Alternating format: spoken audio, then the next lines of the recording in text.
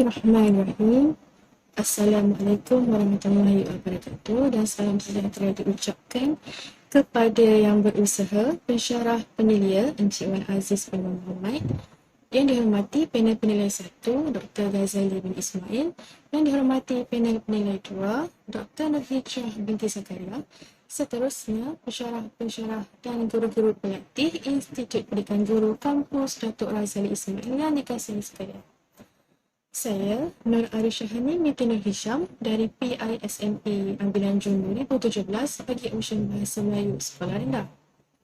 Alhamdulillah, dalam seminar pendidikan Ambilan Jun 2017 pada hari ini, saya akan membentangkan satu kajian tindakan yang telah saya laksanakan, iaitu meningkatkan kefahaman murid tahun 5 terhadap kata terbitan berimbuhan awalan main mengikut hukum PTKS melalui kit mesin. Baiklah, menurut dokumen standard kurikulum pentaksiran, aspek tata bahasa merujuk kepada aspek morfologi dan sintaksis bahasa Melayu yang perlu difahami dan dikuasai oleh murid. Aspek ini perlu diajarkan dan dilaksanakan melalui pengajaran yang terancang dan dengan teknik yang sesuai dan berkesan supaya murid memahami dan menggunakan tata bahasa dengan betul dan tepat dalam pelbagai konteks secara lisan dan bertulis.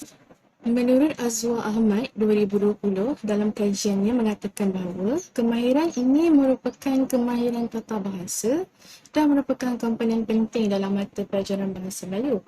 Hal ini merupakan salah satu unsur penting yang perlu dipelajari dan dikuasai oleh murid bagi membolehkan mereka menguasai sistem bahasa dengan cakap. Penguasaan kemahiran tata bahasa yang baik dapat memberi kesan dan kaitan terhadap kualiti sebuah penulisan. Dengan berlakunya kesalahan tata bahasa, ia boleh menghasilkan sebuah penulisan karangan yang tidak gramatis. Hal ini juga menjadi asbab kepada kemerosotan markah prestasi peperiksaan kertas mata pelajaran bahasa Melayu. Okey, seterusnya, penyataan masalah mula ditimbulkan semasa pengkaji menjalankan praktikum fasa 2 di sekolah kebangsaan Batu Rakit atau kita panggil sebagai Sebara yang terletak di kawasan kampung Batu Rakit. Pengkaji mengajar mata pelajaran bahasa Melayu bagi murid tahun 5 berlian.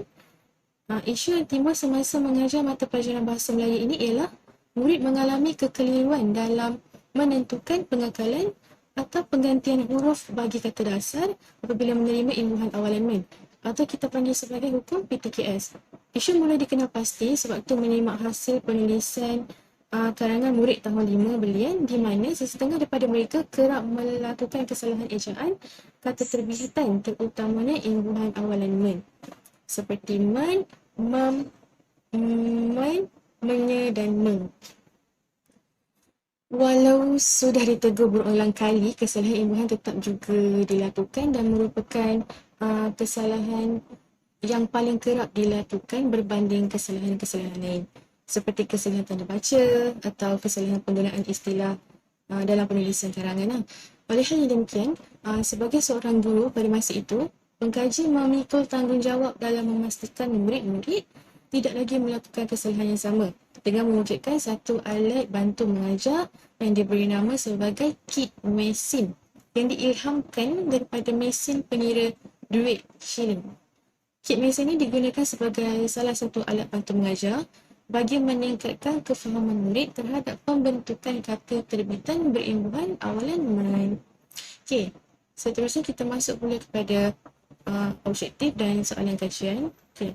Di sini, pengkaji telah mewujudkan 2 objektif dalam kajian yang telah dilaksanakan dan 2 soalan kajian. Objektif yang pertama ialah mengukur kefahaman murid terhadap kata terbitan imbuhan awalan men mengikut hukum PTKS menggunakan kit mesin sebagai alat bantu mengajar. Bagi objektif ini, pengkaji akan menjalankan kajian bagi mendapatkan jawapan berdasarkan soalan kajian pertama, iaitu apakah penggunaan kit mesin sebagai alat bantu mengajar dapat meningkatkan kefahaman murid tahun 5 terhadap kata terbitan berimbuhan awalan men mengikut hukum PTKS. Manakala objektif yang kedua pula ialah menghuraikan ciri-ciri keistimewaan yang dimiliki kit mesin sehingga mampu mempengaruhi tingkah laku murid dalam PDPC. Berdasarkan objektif kedua ini, pengkaji akan menjalankan kajian bagi menjawab soalan kajian kedua, iaitu apakah ciri-ciri keistimewaan yang dimiliki Kit Maxim sehingga mampu mempengaruhi tingkah laku murid. Okey, seterusnya kita masuk kepada peserta kajian. Di sini pengkaji telah memilih sebanyak 5 peserta kajian. Seramai 5 peserta kajian telah dikenal pasti oleh pengkaji dalam kajian ini yang terdiri daripada 3 orang murid lelaki dan juga 2 orang murid perempuan. Kelima peserta kajian ini dari kelas tahun 5 Berlian Sekolah Kebangsaan Batu Rakit Kuala Lumpur Terengganu. Okey, peserta kajian terlibat dalam kajian ini ialah peserta kajian 1, PK1, peserta kajian 2, PK2, peserta kajian 3, peserta kajian 4 dan peserta kajian kelima. Peserta kajian ini telah dipilih adalah berdasarkan keputusan ujian diagnostik daripada pengumpulan data awal yang telah dilakukan. Keputusan ujian bagi kelima-lima peserta kajian yang dipilih adalah di bawah 18 markah per 20. Okey, berikut merupakan ciri-ciri bagi peserta kajian. 2 di antara mereka merupakan murid yang agak pasif dan sukar untuk memberikan respon ketika guru menanyakan soalan, dan salah seorang daripada mereka juga sering memberontak jika dia tidak berminat dengan sesuatu mata pelajaran. Okey, seterusnya model penyelidikan. Pengkaji menggunakan model penyelidikan yang sesuai bagi menyelesaikan masalah yang dihadapi. Pengkaji telah memilih model penyelidikan Chemist and McTaggart bagi menyelesaikan masalah tindakan. Model penyelidikan ini mempunyai 4 tahap, iaitu mereflek, merancang, bertindak dan memerhati. Okey, pada tahap yang pertama iaitu mereflek, berdasarkan refleksi yang lepas, pengkaji mendapati murid menghadapi masalah keliru dalam menentukan pengekalan atau penggantian huruf bagi kata dasar apabila menerima imbuhan awalan main. Hal ini dapat dikesan melalui kesalahan imbuhan yang dilakukan oleh murid dalam penulisan. Pada tahap ini, pengkaji telah melaksanakan pengumpulan data awal di mana pengkaji menggunakan kaedah iaitu pemerhatian tidak berstruktur, temubal tidak berstruktur dan ujian diagnostik. Okey, tahap yang kedua pula ialah merancang. Perancangan perlu dibuat bagi menyelesaikan kekeliruan dan melicinkan penyelarasan tindakan. Dalam hal ini, pengkaji telah merancang tindakan yang sesuai bagi menyelesaikan masalah ketidakfahaman murid terhadap pembutakan kata terbitan berimbuhan awalan main. Pengkaji telah membuat perancangan dengan memilih alat bantu mengajar iaitu Kit Maxim yang dianggap sesuai bagi menarik minat murid untuk belajar berdasarkan pengutipan data awal yang telah dibuat oleh pengkaji. Kit Maxim merupakan gabungan perkataan iaitu perkataan mesin, imbuhan, lalu terbentuklah mesin. Okey, pada tahap ketiga ialah bertindak. Dalam tahap ini, pengkaji telah menjalankan 2 sesi rawatan. Pada sesi rawatan pertama, pengkaji telah memberi fokus terhadap kefahaman murid dalam pembentukan kata terbitan berimbuhan awalan main dan konsep hukum PTKS menggunakan alat tindakan iaitu mesin. Selepas itu, pengkaji menjalankan sesi rawatan kedua selepas melaksanakan penambahbaikan terhadap alat bantu mengajar iaitu Kit Maxim bagi memastikan alat tindakan menjawab soalan kajian. Pada tahap yang terakhir pula iaitu memerhati. Proses memerhati dilaksanakan sepanjang proses pelaksanaan tindakan dijalankan. Pengkaji mencatat aspek-aspek tertentu bagi mengenal pasti tingkah laku peserta kajian dan keberkesanan Kit Maxim melalui pemerhatian pada sesi rawatan. Okey. Masuk pula kepada kaedah pengumpulan data. Pengkaji telah menggunakan 3 kaedah iaitu pemerhatian berstruktur, tembual separa berstruktur dan juga ujian pra dan pasca. Baik, seterusnya kita masuk pula kepada langkah pelaksanaan kajian. Pada sesi rawatan pertama, pengkaji menerangkan hukum PTKS kepada peserta kajian terlebih dahulu terhadap konsep pengekalan atau penggantian huruf bagi kata dasar apabila menerima imbuhan awalan main. Selepas itu, pengkaji meminta peserta kajian memadankan kata kerja dengan imbuhan awalan dengan menggunakan Kit Maxim. Selepas itu, Peserta kajian diminta menyatakan kata terbitan secara lisan selepas mendapatkan jawapan berdasarkan kit mesin telah digunakan. Selepas pengkajian membuat penambahbaikan ke atas alat tindakan, pengkaji telah melaksanakan sesi rawatan kedua. Pengkaji telah meminta peserta kajian untuk membentuk satu kumpulan. Selepas itu, peserta kajian akan memilih token bergambar secara rawak dan bergili-gili lalu dimasukkan ke dalam mesin. Selepas itu, peserta kajian akan menyusun huruf-huruf yang telah disediakan oleh pengkaji bagi membentuk kata terbitan berimbuhan awalan men di atas papan mini yang berwarna-warni. Hasil pemberikan kata terbitan tersebut dinilai oleh pengkaji sama ada betul atau salah. Okey, dapatan kajian. Sebenarnya kita masuk kepada dapatan kajian bagi menjawab soalan kajian yang pertama yang telah dibentuk, iaitu apakah penggunaan kit mesin sebagai alat bantu mengajar dapat meningkatkan kefahaman murid tahun 5 terhadap kata terbitan berimbuhan awalan ma mengikut hukum PTKS. Hasil dapatan kajian dapat dibuktikan melalui ujian pra dan pasca yang dibuat. Berikut merupakan carta perbandingan markah ujian pra dan pasca bagi kelima-lima peserta kajian. Dalam ujian pra, kesemua peserta kajian mendapat markah di bawah 70% dan yang paling rendah ialah sebanyak 40% yang dicapai oleh peserta kajian kedua. Selepas ujian pasca dilaksanakan, markah ujian peserta kajian mengalami peningkatan sebanyak 40% manakala 30% bagi peserta kajian. Hasil dapatan daripada ujian pra dan pasca ini dibuktikan dengan pelaksanaan temubual dalam sesi rawatan kitaran 1 dan sesi rawatan kitaran 2. Okay, dalam temubual separa berstruktur yang dijalankan dalam kitaran 1, secara keseluruhannya, respons peserta kajian tidak begitu memuaskan. Ada di antara mereka yang diam sahaja sepanjang soalan diajukan kepada mereka dan kebanyakan di antara mereka menjawab tidak, yang menandakan tidak faham dan kurang berkeyakinan untuk menjawab soalan. Dalam temubual sesi rawatan yang kedua pula, secara keseluruhannya respon peserta kajian adalah memuaskan. Peserta kajian yang sebelum ini lebih suka diam, akhirnya berjaya menjawab soalan dengan baik. Dan kelima-lima peserta kajian menjawab faham yang menunjukkan mereka betul-betul memahami cara membentuk kata terbitan berimbuhan awalan man.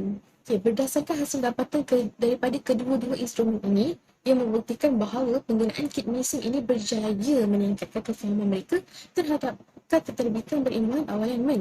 Di sini membuktikan bahawa soalan kajian telah berjaya terjawab.